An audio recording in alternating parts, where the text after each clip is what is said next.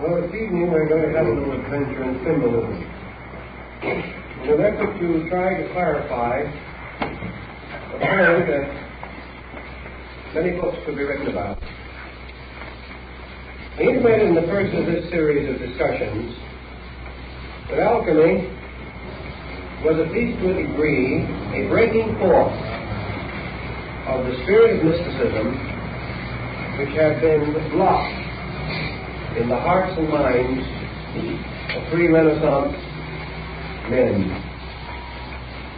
The breakdown of the tremendous domination of the aristocracy and the clergy resulted in the beginning of a motion towards intellectual liberty.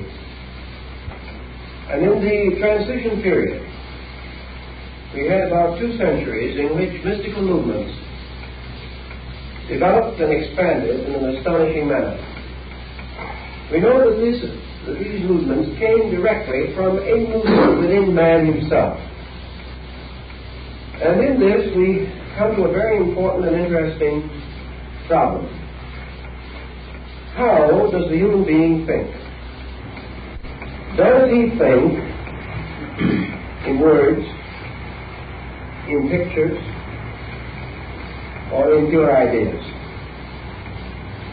I think we learn from the study of persons changing languages that a great many human beings think in words. And we know, for example, that in the study of language, you must labor along a difficult and unfamiliar path until you begin to think in the language which you are studying.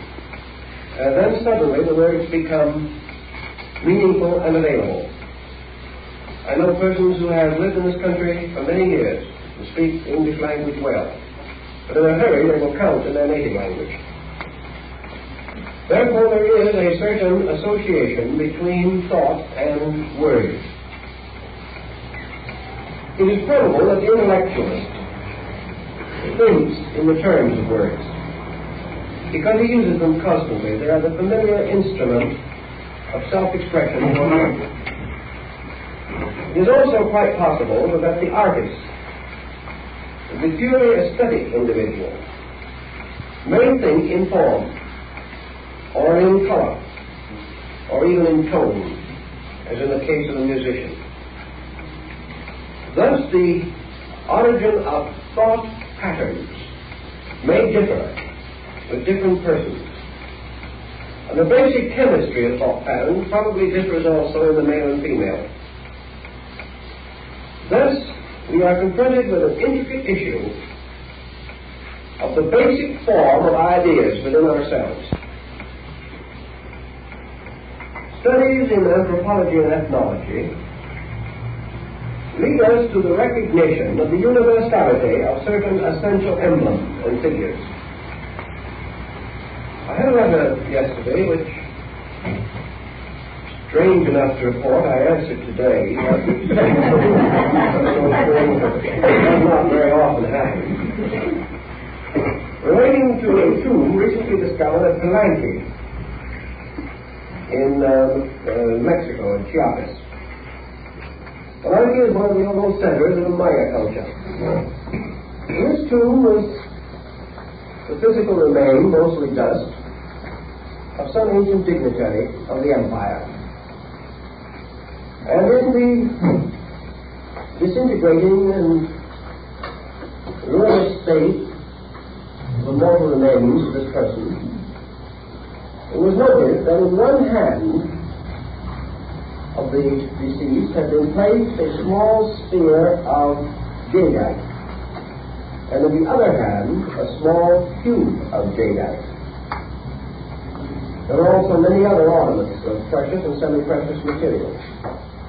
The letter asked why those 2 jadeite ornaments should have been associated with the dead. Well, there are several possibilities. The cube of the sphere was early associated with architecture, and similar remains were found within certain of the pyramids in Egypt. They were used for the simple process of leveling a foundation. When the builder was not sure whether his levels were clear and right, he would stand a cube on a flat place on his wall, place the sphere on top of it. If it rolled off, then he had not a level foundation. Now this peculiar relationship caused these little instruments to be associated with the craft of building. We have the remnants of them today in the Masonic compass square. The compass makes a circle, and the square measures a cube. So we're back again to the concept of the sphere and the cube. One representing the sphere, life, spirit, consciousness. The cube, matter, body, earth. But that these should be placed in the hands of this deceased aristocrat of the old Maya Empire may have meant one of several things. Perhaps he was a priestly architect, buried with the insignia of his profession, because architecture was an important craft in art among these people. Perhaps he was a priest-philosopher architect, one who had received the proper recognition as a master builder of men, or a custodian of truths. Perhaps it was an ancient symbol that the body returns to the earth from which it came, the cube, and the spirit returns to God who gave it, the sphere. Certainly, however, these symbols were there. They are in China, they are in India, they are in Egypt, they are in Greece, they are among our own American Indians. Why these symbols?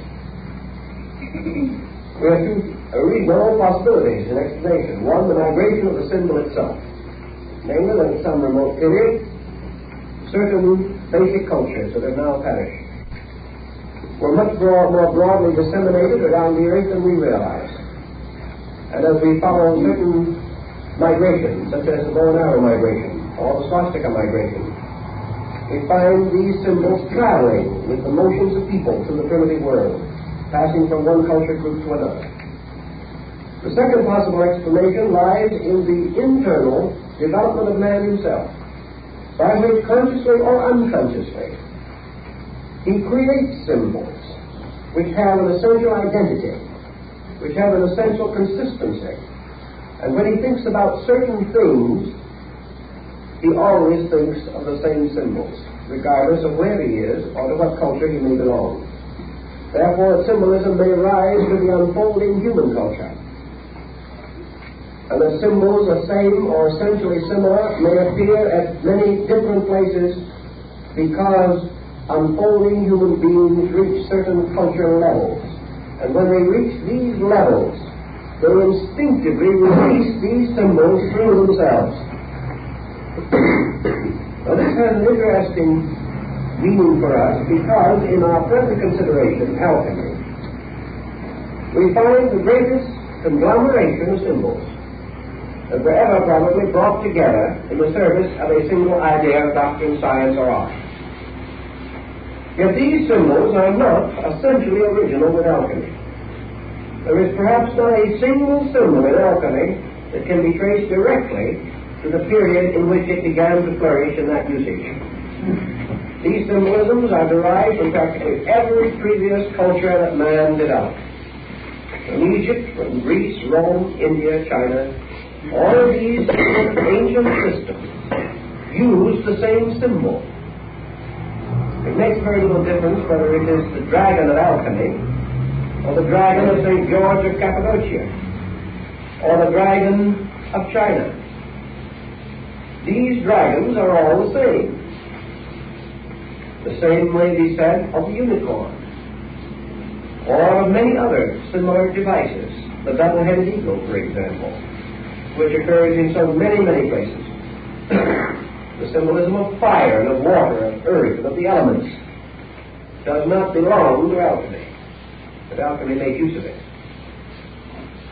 So we are in more or less peculiar situation. We are trying to explain why certain symbols became associated with a cult or a sect of persons engaged in a particular art or science. Certainly there is nothing in the subject of chemistry itself which suggests such a phantasmagoria of devices. And modern chemistry, with great efficiency, depends almost entirely upon comparatively elementary mathematical symbols. Yet in this day it was different. In the 16th and 17th centuries, we have some of the most magnificent manuscripts ever illuminated by the human hand. Not of the quality of the great works of art which preceded them, but of a fantastic imagery which gives them a dynamic significance and importance, causes them to be one of the most valuable and prized group of manuscript materials. Why? Let us assume for a moment what we must assume at this time, that alchemy was, as its name implies, a divine kind of chemistry. Man had hit upon a truth which he had long held with veneration, but had never explored. And that truth was that each art and science is dependent upon a great pattern of universal laws for its validity. These laws are infinitely repetitive in nature. Da Vinci in his aesthetic canon shows how the body is composed of an infinite repetition of certain basic forms. Knowledge is composed of an infinite repetition of basic patterns on various levels. Alchemy devised the belief, or developed the belief, that the laws governing chemistry were identical with the laws governing every other phenomena in nature. That to understand chemistry to its very source was to understand creation. That creation and chemistry were intimately related. That man is a chemical formula and an alchemical mystery. That the human body is not only composed of chemical elements, but contains within itself a being composed of alchemical elements. What is true of the body on one level is true of the soul on another. And the entire economy of human life is a tremendous formula. A formula that may be traced under certain conditions. A science or an art is itself a kind of catalyzing agent. We know that Baron Emanuel Swedenborg was led to his own inner mystical and spiritistic experiences through the study of mathematics. Mathematics opened in him something. And to another group, chemistry opened something. Through concentration upon the rules and principles of chemistry, the chemist gradually became internally apperceptive of something beyond the subject under consideration. He released something through himself. And that which he released came to his objective consciousness in the form of symbols, as is still the case so frequently in the releases of various subjective pressures in dreams. As Jung has pointed out, nearly all alchemical symbols are found in dream symbolism also. And they are found in the dreams of persons who haven't the slightest concept of what alchemy is, and perhaps had never in their lives seen an alchemical symbol. Yet of themselves, their dreams took these very same forms. And we are led, therefore, to the implication that certain forms are archetypal, that they rest in the collective unconscious of our race, that they are part of something, as we may say, that is larger than we are. And we find these symbols occurring in three ways. We find them coming through in dreams. We find them coming through in esoteric arts and sciences, which include symbolism. And we find them coming through in folklore, tradition, and legend. always the same symbols. Legendary is a kind of symbolism, emerging from man himself, who traces his own origin beyond the objective into a subjective. And in this tracing, goes back into a layer of symbolism within his own nature. Now we have in the Arabian Nights Entertainment a kind of romantic picture story which could well look like a leaf from an alchemical manuscript. We have in the legends of the age of chivalry, of the Greeks, of the Egyptians, of the Hindus, and the Chinese, the appearance of mysterious, fantastic creatures and beings. We also immediately fall upon one of the most common of all these symbols, and that is the hero. The mysterious being possessed of supernatural power, but not a god. Where would folklore be without the hero? Where would the story of the Aladdin's lamp be without Aladdin and the lamp? Where would the wanderings of Sinbad the sailor lead to without their mysterious complications? Or Homer's story of the wanderings of Odysseus? Always these hero legends involve transcendental powers, demons, saints, gods, godlings, and a hero with magic instruments, a shield of strength, a sword that sings, a thorn helm of invisibility. All these things are part of fairy story, legendary, and lore. They are all diffused and diversified throughout the entire structure of human society. Now we may say, why did the alchemist hit upon this peculiar fantasy of symbolism? There is no doubt that the answer lies in the nature of his own mind and the times in which he lived. Quite removed, for instance, from the immediate speculations of alchemy, was that very studious, very dour old gentleman, Father Athanasius Kirchhoff of the Society of Jesus. He was a typical example of a 17th century scholar. He was within the body of the church, but he was wedded first to knowledge. This strange scholar was one of those who recognized or felt what it meant to break through the strange pattern which was broken by the Renaissance and the Reformation. Kirchhoff immediately searched in every department and every bracket of culture for knowledge. The Museum of Kirchhoff in Rome was for centuries a place where you could see everything from Egyptian gods to stuffed crocodiles. All knowledge was his province, a tremendous hunger. A hunger that reached out to try to find meaning in everything. At the time that alchemy arose, this hunger was strong in European thinking. Noble princes had their cabinets, as they called them. They had choice little museums in which they had gathered the antiquities and relics of ages. Men prized everything that was new or different, or which had previously been inaccessible to them. They speculated on Egyptian glyphs. They tried to restore the medical system of Hippocrates. They collected and assembled Gnostic gems. They had many Indian, Chinese, Japanese idols, not as objects of worship, but as mysteries and curiosities.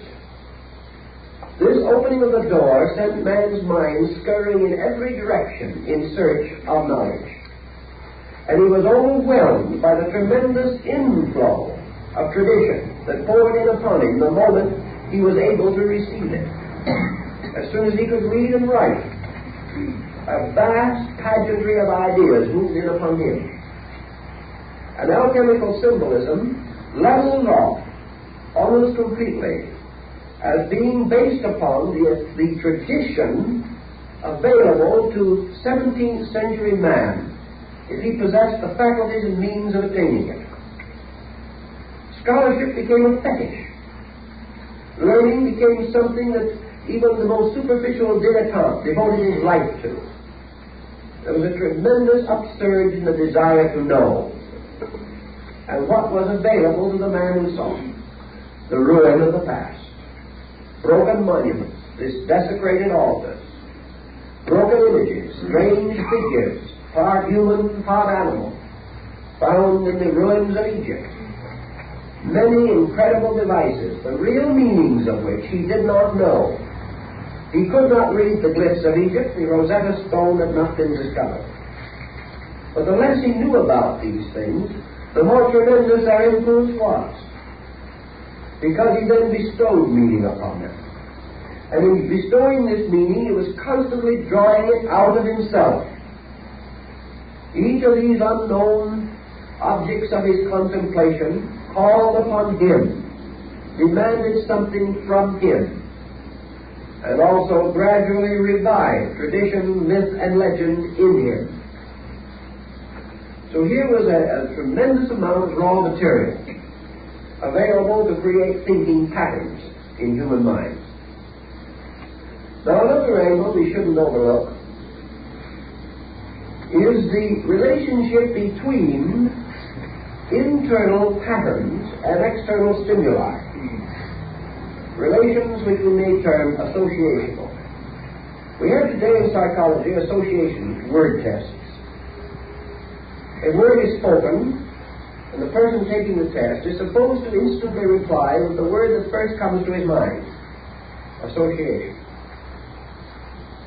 Now let us assume for a moment that the human being, moving from within himself, is impelled by the pressure of ideas. Now, an idea is a pretty difficult thing to get a good look at. It doesn't have many boundaries, it doesn't have much of a shape. It is more elusive than an amoeba when it comes to trying to find a definition for it. It's a sort of a mysterious, shapeless something that has existence without appreciable or measurable boundaries. It would be nothing less useful to man than a free idea in space. He wouldn't know what to do with it, he wouldn't know if he had it, he wouldn't know if he lost it. Because all that is there is something that is alive and yet has no body. And because it has no body, intellectual, emotional, or physical, it is utterly intangible, and yet it exists. Now, man will never permit an idea to remain in that state. It's instinctively impossible for him to do so. Somewhere in the process of the emergence of thought impulse from within his own nature, he meets the outcoming or outpouring thought with a series of vessels suitable to contain it in some way. He must invest it with body. He must give this idea a form so that he can get hold of it. Perhaps he gives it a word form. Perhaps he doesn't. Much of this symbolism could be almost immediately cleared up if we saw a man struggling from the hieroglyphic to the hieratic period in writing. Man could draw pictures of things, but he could not draw pictures of ideas. He could draw a beautiful picture of a house, but how is he going to draw a picture of love?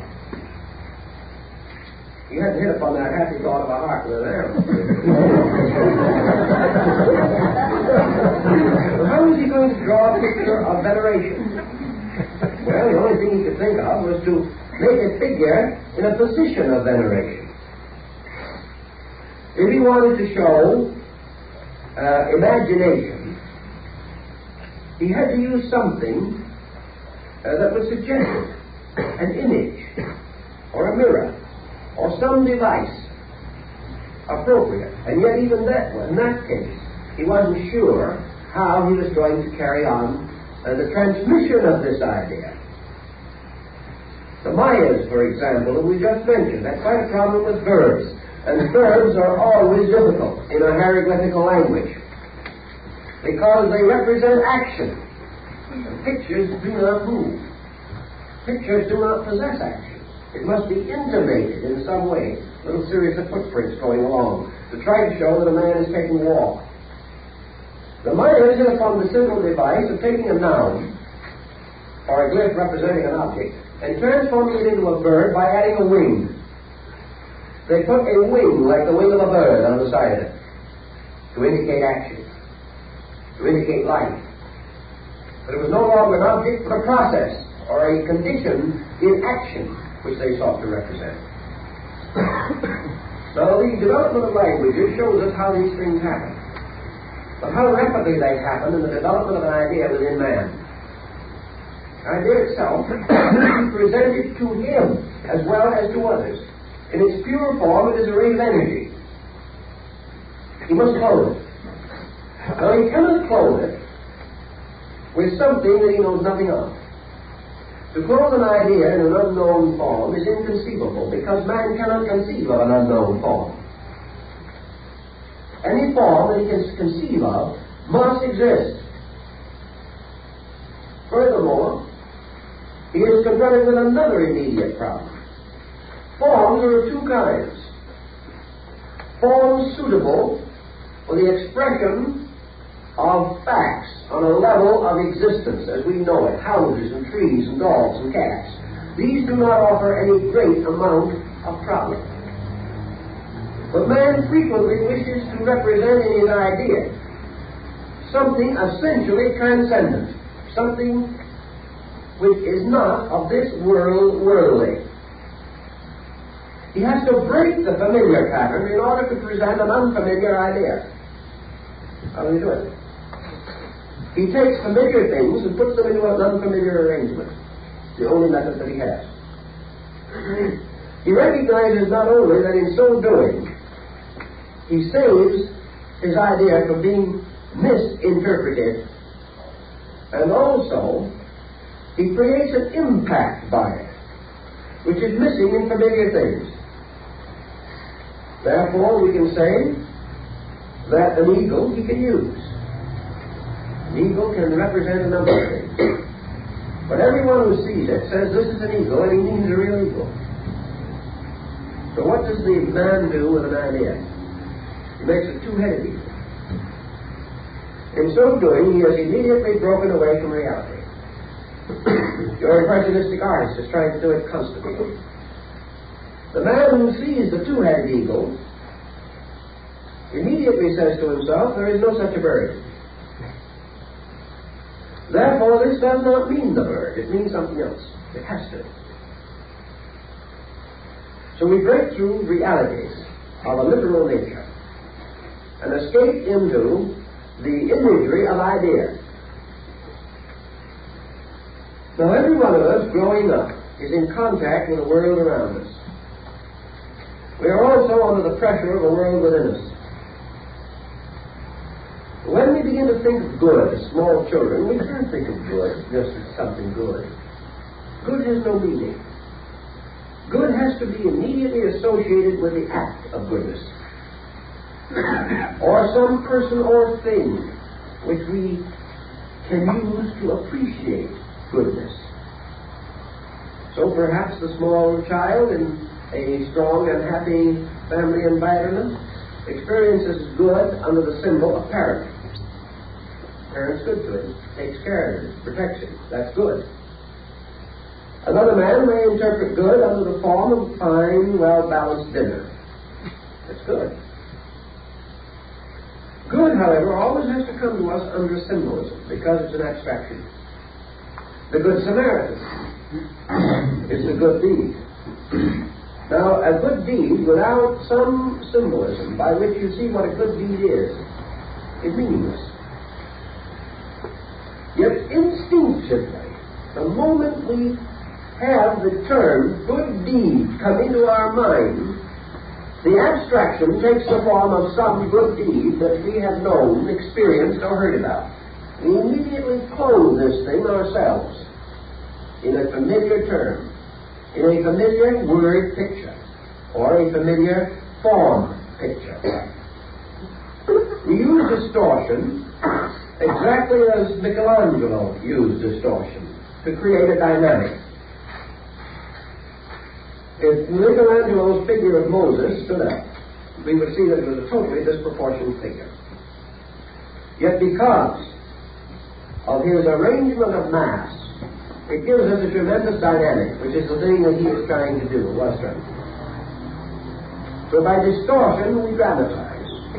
We escape from literality, from smallness, from ordinariness, and transcend into something else. The Greek and Egyptian priest put a mask over his face. The moment he did so, he was no longer a person, he was a god.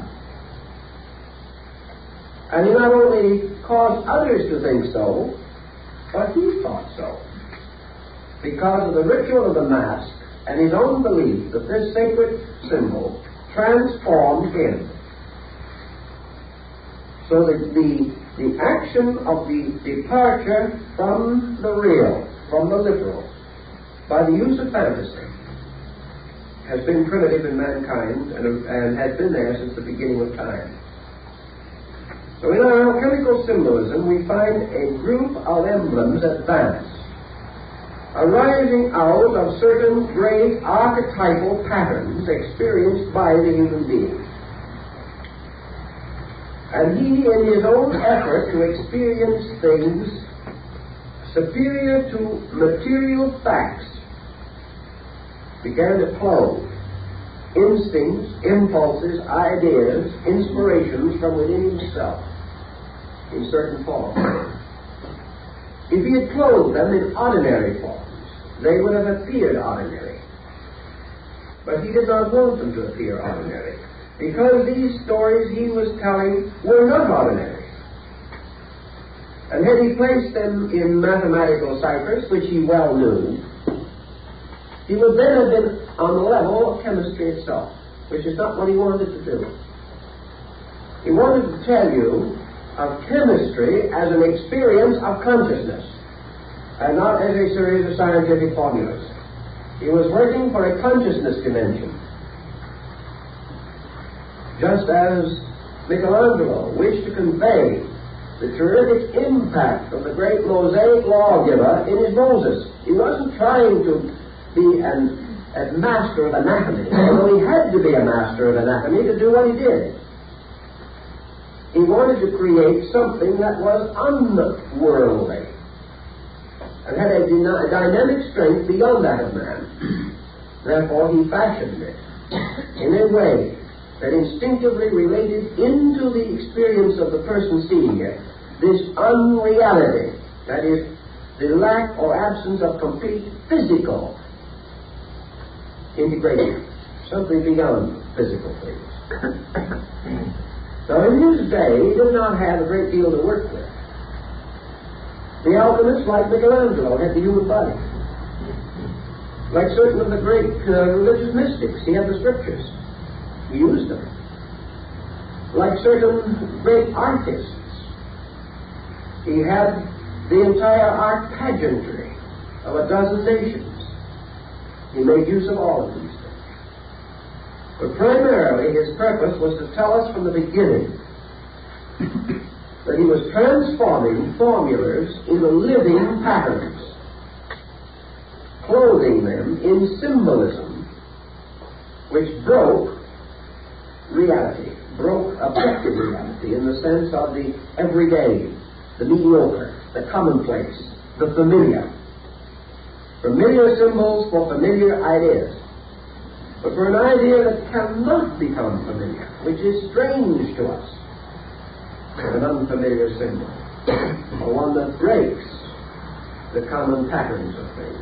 The Egyptians were masters of it, and a large part of alchemical symbolism is based upon the hieroglyphics of Apollos Neos, one of the last of the old Egyptian hieroglyphic compilers, records of these old glyphs and symbols. Your emblem writers of the Middle Ages, your emblemists, did the same thing. Your emblemists took morality and changed it into symbols, just as your alchemists took science and did it. So the psychology of this thing is this release of the unfamiliar, which must clothe itself in a form which breaks conservative, recognized patterns, because these patterns would drown the idea. And from this reason, they call upon the great magical symbolism of antiquity which in itself gave a tremendous sense of unreality. The Minotaur of Crete, the human being with the head of a bull. There is an impact there. We know it cannot mean a physical, factual thing. It breaks the familiar. So does the dragon of Andromeda. It breaks the pattern. We are away from worldliness. We are in a different kind of a universe of fantasy, a universe of fairy tale and folklore, an inner universe, a universe of subjective things, where the consciousness forms and fashions ideas. In the same way we release them through dreams. Those dreams must not be factual completely. They must have an element of fantasy, because they represent internals rather than externals, and we can only symbolize them through them. Alchemy, then, is trying to tell us of the experience of chemistry, of what chemistry means to an individual who receives a total impression of it as an experience of consciousness. He experiences it as a dynamic, not as merely a science or an art. He experiences it as a transformation or a transmutation of his own existence. Here is your mystical dimension coming in, which is probably the most important dimension in the alchemical symbolism. Now, this is a sort of an elaborate preamble, but it is more or less necessary to set our pattern. Now, let's see what some of these symbols were. Some are familiar, some unfamiliar. But even the familiar ones mingle into an unfamiliar pattern. And unfamiliar ones become so well known to us that they seem like old friends before we get through. This symbolism derives itself from a basic authority. The authority of instinct, the authority of childhood, the authority of the primitive and direct impulses of man's own patterning procedure. So we might not be surprised to find in alchemy two symbols almost immediately appearing. One is the king and the other the queen. Now the king, of course, is an experience that every human being has had. The king is the boss on any level, in any way you want to look at it. The king is leadership, rulership. The king is law. The king is order. The king is power. And there isn't the most mild and apparently unambitious member of the proletariat who does not secretly in himself know that he is the king. Every man is a little king. He's modest about it sometimes, by choice, more often by necessity, but he's still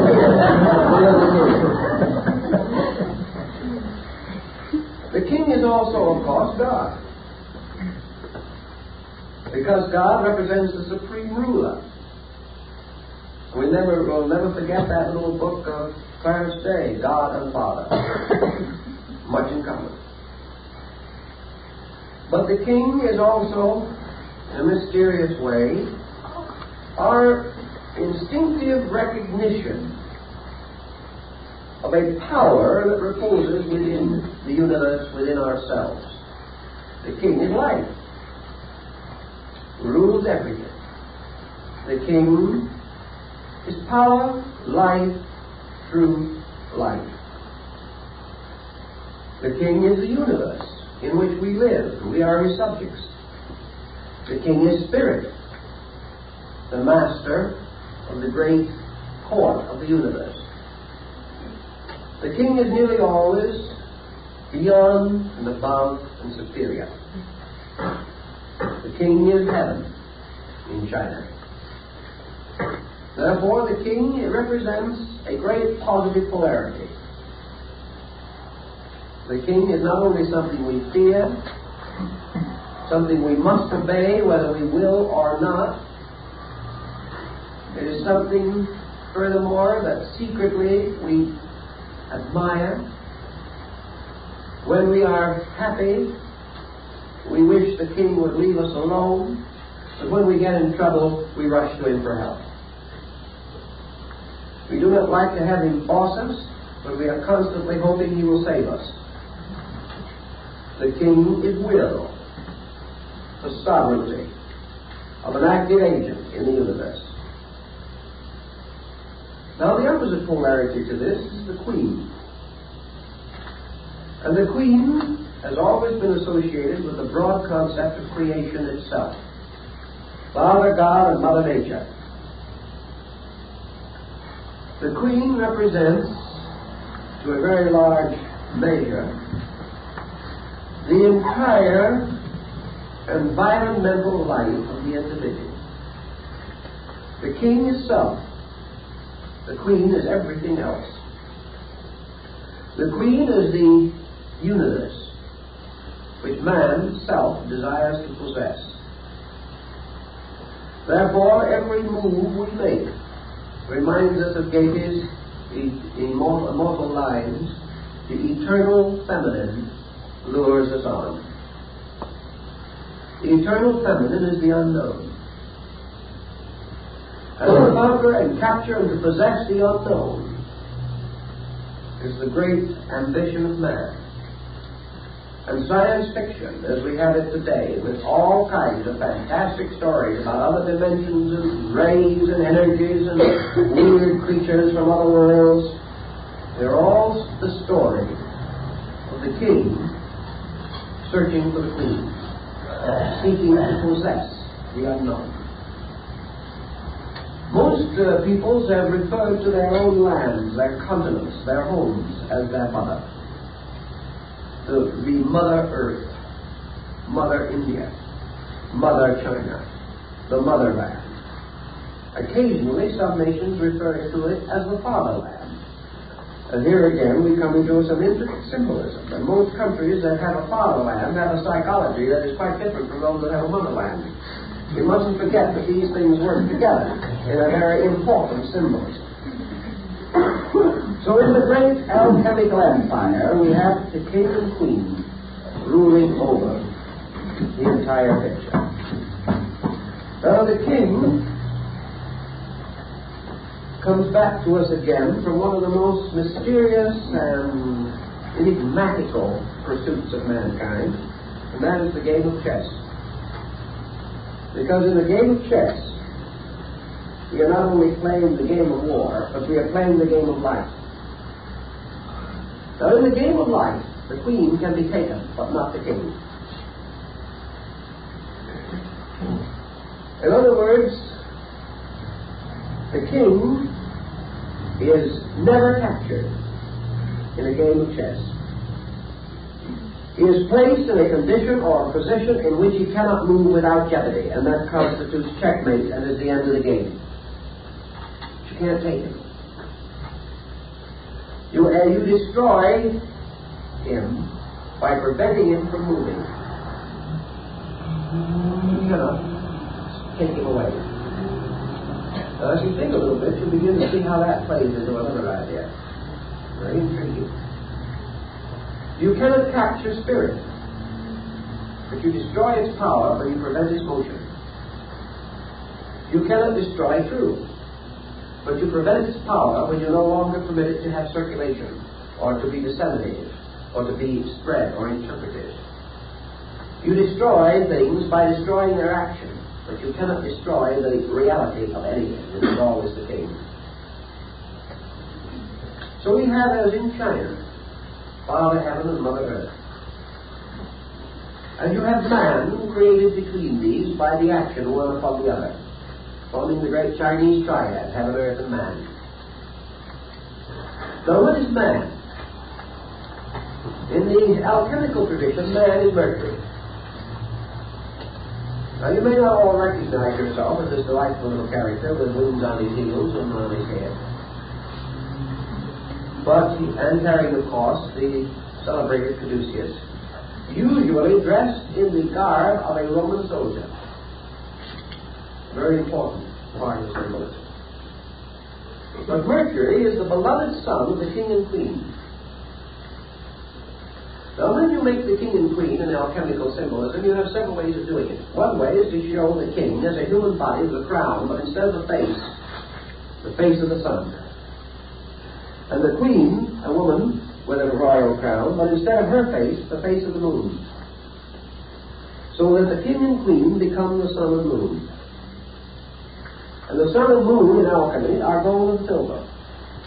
But not the gold and silver that we see, says Thomas Valentine and Valentinus, but an invisible gold and silver. The two precious rulers of the metals, the king and queen of the world of the metals. Therefore, we have another mysterious point, namely that Mercury is the son of gold and silver. He is the child, not only as the deity, but as the element. Now, what is Mercury? Mercury is quicksilver, and was so called. Mercury is Hermes, from the root of Herm, fire. Mercury is the most volatile and the most catalytic of the elements in the alchemical symbolism. Mercury is the only element that can accept into itself all elements and reconcile them.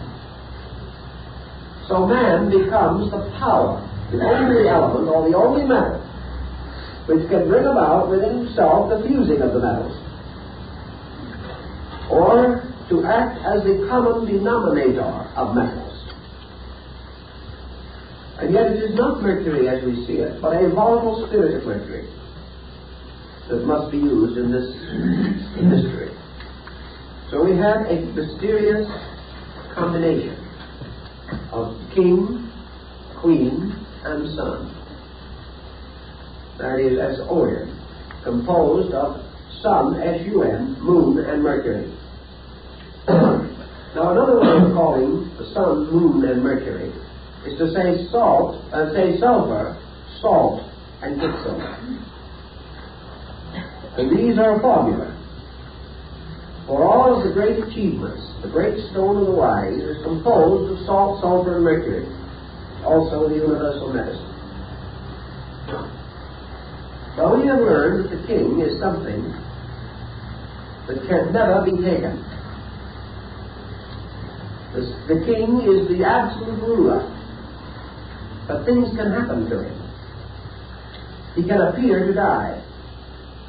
He can be destroyed or attacked by his own son, but he cannot actually be killed.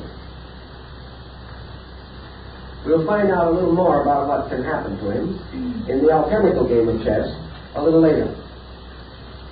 At this moment, we also have another symbol that presents itself to us, and that is what is called the Hermetic androgyne. This is the royal figure of the king and queen as one person with two faces, one male and one female, and a single crown over the double head.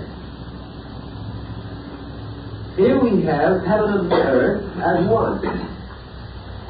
When so represented, the symbol of Mercury is usually in the middle of the body of this combined androgenic creature.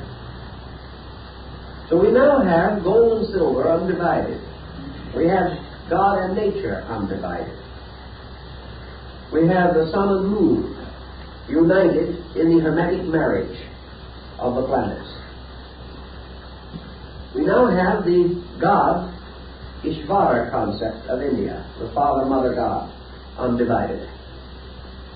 This actually represents the supreme representation of the king and queen, inasmuch as it represents the mystery of the great energy itself upon which all alchemical mutation depends.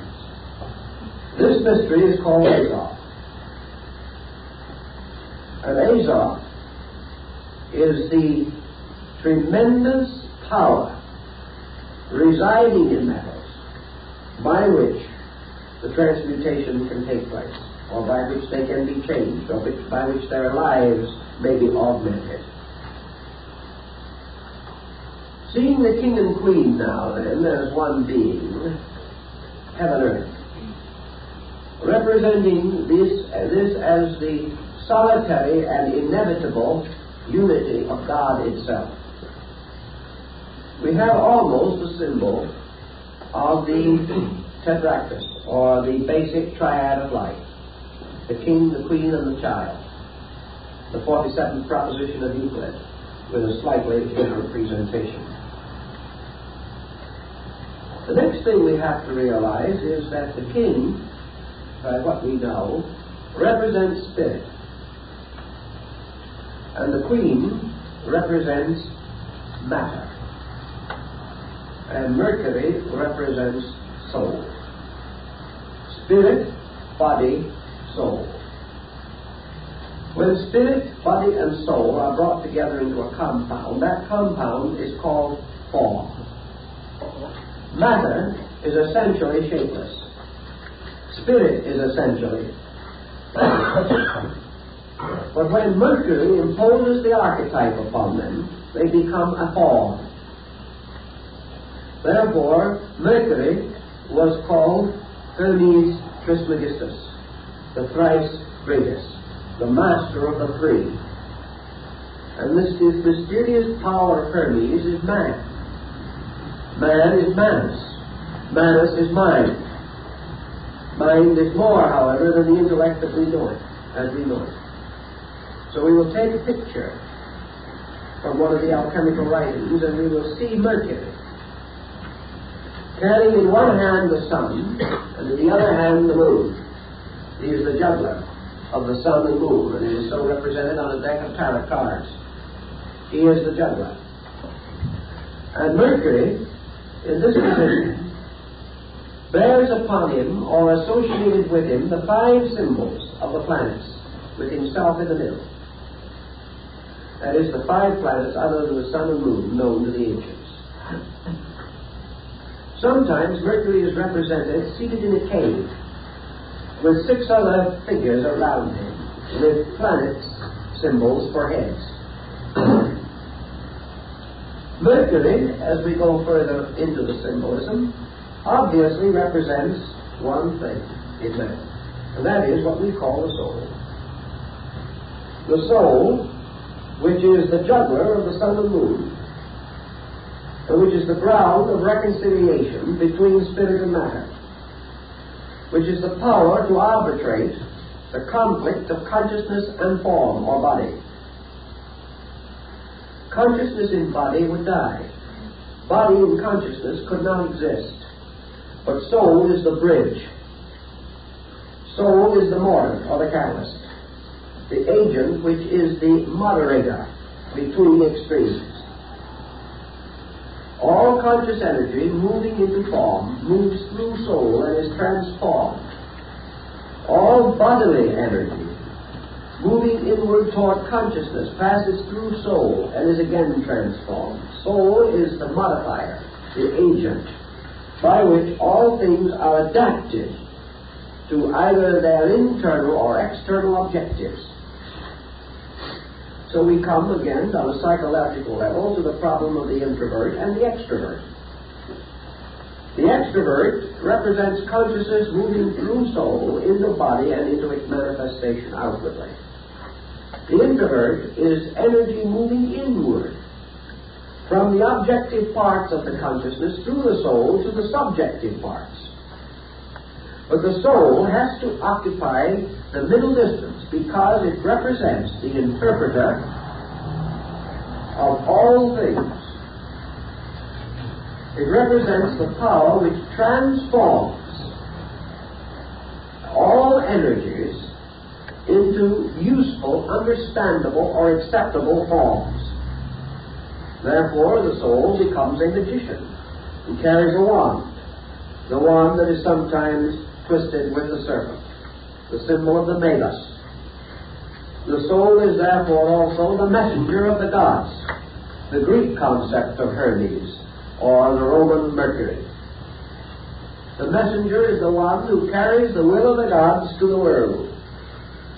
And therefore, in the alchemical symbolism, it was useful, necessary, or proper to represent him by the caduceus, which represented the cerebrospinal and autonomic nervous systems, which are the carriers or messengers of nerve energy. So consciousness controlling its body has Mercury, its sun, to represent it.